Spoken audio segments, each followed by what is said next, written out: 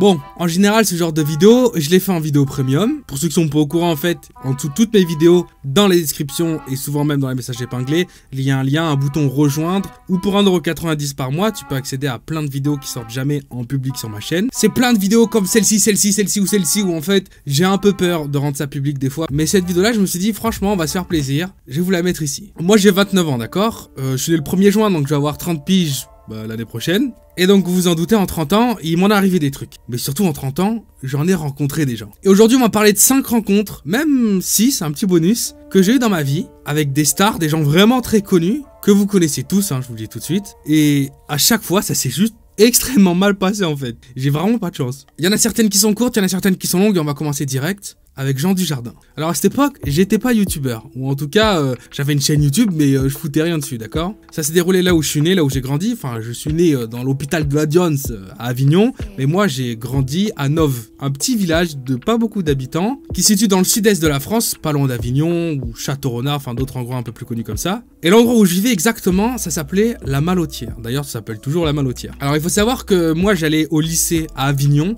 un truc complètement éclaté d'ailleurs qui s'appelle Philippe de Girard featuring Robert Schumann, pour ceux qui connaissent. Bon, à l'époque en tout cas c'était l'enfer, je sais pas si maintenant c'est mieux. Et donc pour me rendre de mon petit village Nove jusqu'à Avignon, ce qu'il fallait que je fasse, c'est que je prenne un bus. Donc je vais sortir mon petit lotissement, ensuite j'avais à peu près 1 kilomètre de plat droit en fait, où je devais simplement marcher tout droit. Et puis à un moment donné, je m'arrêtais devant une cave à vin, et devant cette cave à vin en fait il y avait un arrêt de bus, donc j'attendais mon bus ici. Ce qu'il faut savoir, c'est qu'au moment de cette histoire, dans mon village il y avait un film qui était en train d'être tourné. Alors pas le film entièrement, mais en tout cas il y avait quelques scènes qui devaient être tournées dans mon putain de petit village. Et dans ce film, il y avait Jean Dujardin. La grande resta Jean Dujardin, vous le connaissez tous. OSS 117, Brice Denis, bref. Déjà que là maintenant c'est une grosse resta, mais à l'époque c'était à son apogée, d'accord? Tout le monde parlait de lui. Donc moi j'étais pas du tout au courant, enfin je savais qu'il y avait un film qui devait être tourné dans mon village, mais j'en avais un peu rien à foutre de ce que c'était ou de qui tournait dedans en fait.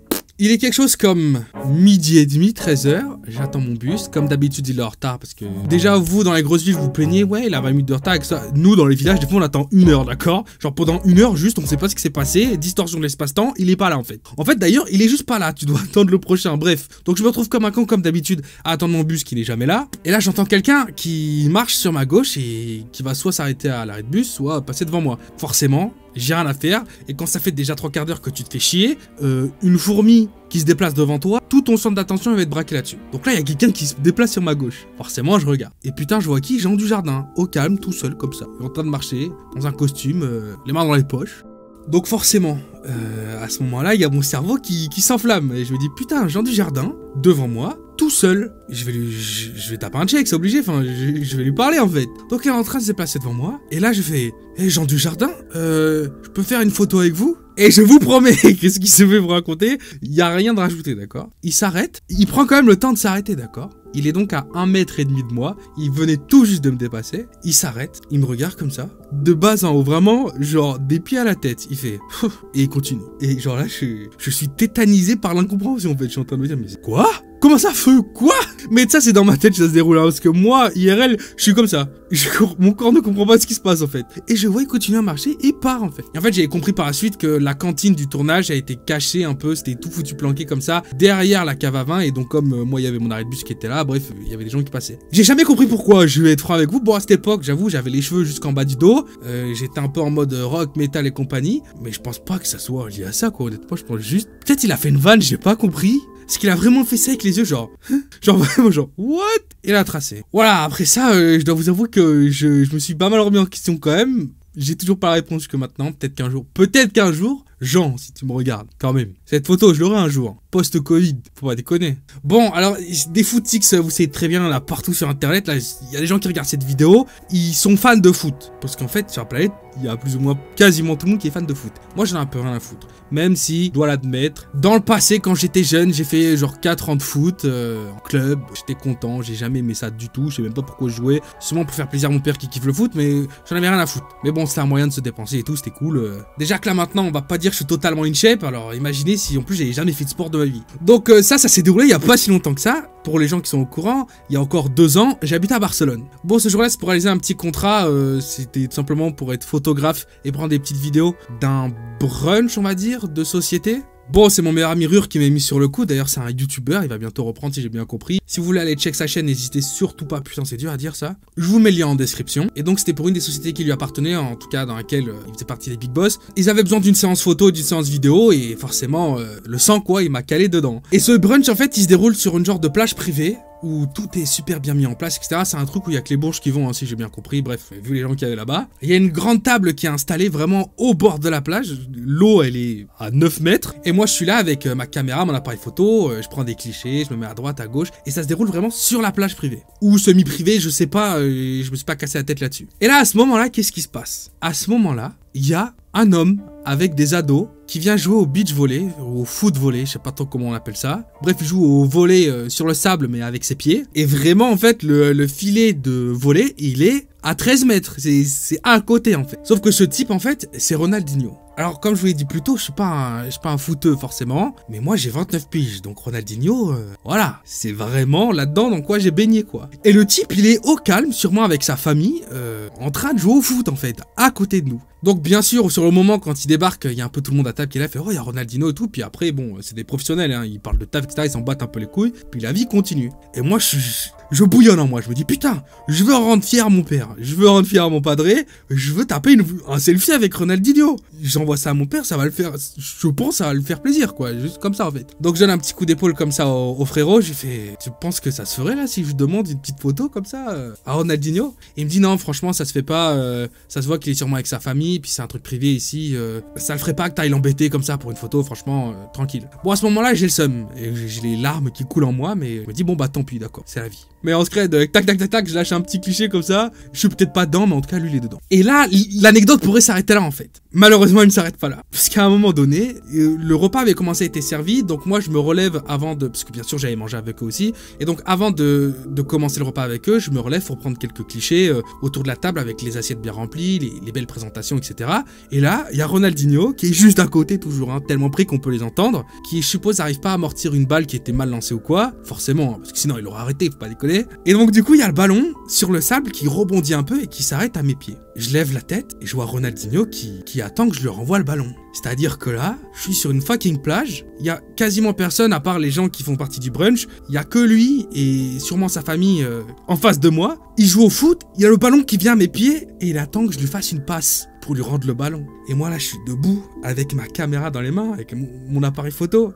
Et j'ai le ballon dans les pieds. Et même si toute cette scène a dû se dérouler en probablement 2 secondes et demie, dans ma tête, ça a duré quelques jours, je peux vous le dire. Je me suis imaginé tous les scénarios possibles sur le moment. Peut-être je lui fais une passe, il est choqué, il me dit « Oh, tu veux jouer avec nous ?» Tac, je commence à taper un foot avec lui. Ou alors peut-être que je me baisse, je prends le ballon, je lui redonne dans les mains, et puis là comme ça il fait « Tu veux une photo ?» Je sais pas, moi je sais pas. Mon cerveau il est à l'envers à ce moment-là. Mais bon, bien évidemment, il faut être logique, je vais juste lui renvoyer la balle avec une putain de passe. Et malheureusement, c'est là où je dis que malheureusement, cette anecdote ne s'est pas arrêtée avant. C'est que je lui fais la plus belle passe que je peux faire de ma vie. Et au foot, je suis pas nul. Même si ça fait des années que j'ai pas joué, je veux dire, pas une catastrophe. En tout cas, je suis capable de faire une passe. Surtout qu'il est à 8 mètres devant moi. Je lui passe, je tape ma meilleure passe. Et je sais pas si c'est enculé de pied ou de ballon qui a décidé de faire n'importe quoi, mais le truc, il est parti.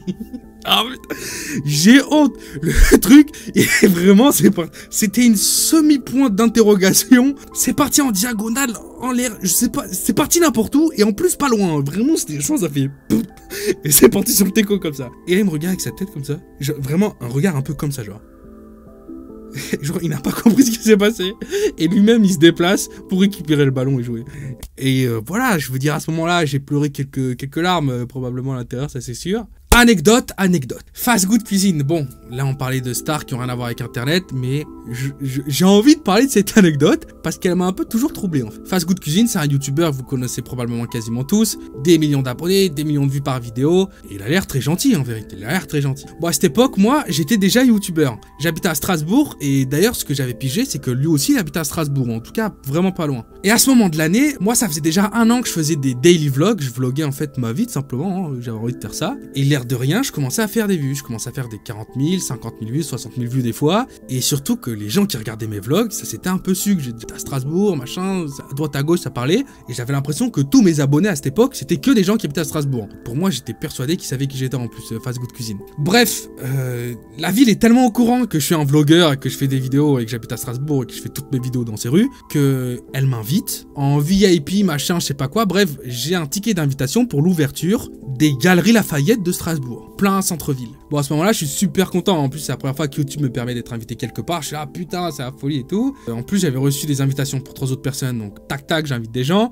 Et je décide de vloguer, bien sûr. J'avais demandé au préalable dans le mail si j'avais le droit de vloguer l'ouverture, de filmer à l'intérieur. Ils m'ont dit, y a pas de problème, tu peux filmer, tu peux vloguer, justement. On est content que tu puisses faire ça. Alors, moi, je suis juste trop content, quoi. Donc, ce jour-là, j'arrive aux Galeries Lafayette, bien sûr. Il y a une queue pas possible. Les gens, ils attendent pour pouvoir rentrer dedans. Mais moi, tu connais, hein, le ticket, tout ça. Tac, je passe devant tout le monde et je rentre comme un beau gosse. Et là, donc, je suis en train de vlogger, je marche, etc. Et devant moi, je vois qui? Fast Good Cuisine, qui est en train de marcher vers moi. Alors à ce moment-là, c'était difficile de savoir s'il marchait vers moi ou s'il marchait à côté de moi pour se croiser. Puisqu'en fait, c'était une allée de sens, quoi. Et là, je commence à taper mon meilleur sourire. Je me dis, putain, si seulement je peux avoir Fast Good Cuisine dans une de mes vidéos, ça serait la folie ancestrale, en fait. Et donc, on se rapproche inévitablement, hein, puisque voilà, chacun, on va forcément se croiser. Et là, quand je vois qu'il est à 2 mètres de moi à peu près, je fais, oh, Fast Good Cuisine, ça va? En mode trop content comme ça. Et moi, dans ma tête, je me disais, soit il me prend pour un abonné, puis il s'arrête pour faire une photo ou juste lâcher un mot, et donc je serais trop content, soit il sait carrément qui je suis, et puis il me dit, oh, je vois tes vidéos, machin, bref, je suis en train de me monter le boulard comme pas possible.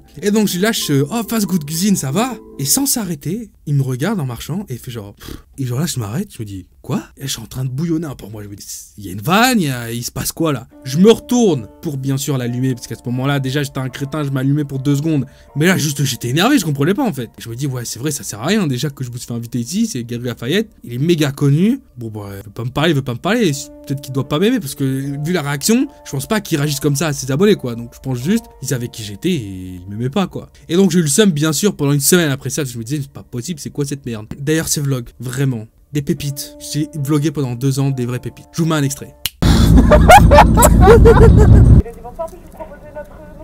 Non merci, non merci, non merci, non merci. Cheeseburger. Oui. Là, une naked, pas tant. Est-ce que je peux avoir un autre Twitch? Vous avez déjà vu des gens qui partent en soirée qui donnent comme cadeau un long chicken?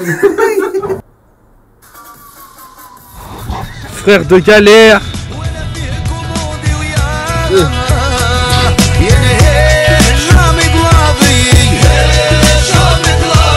Bonsoir, même chez McDonald's, je vous écoute.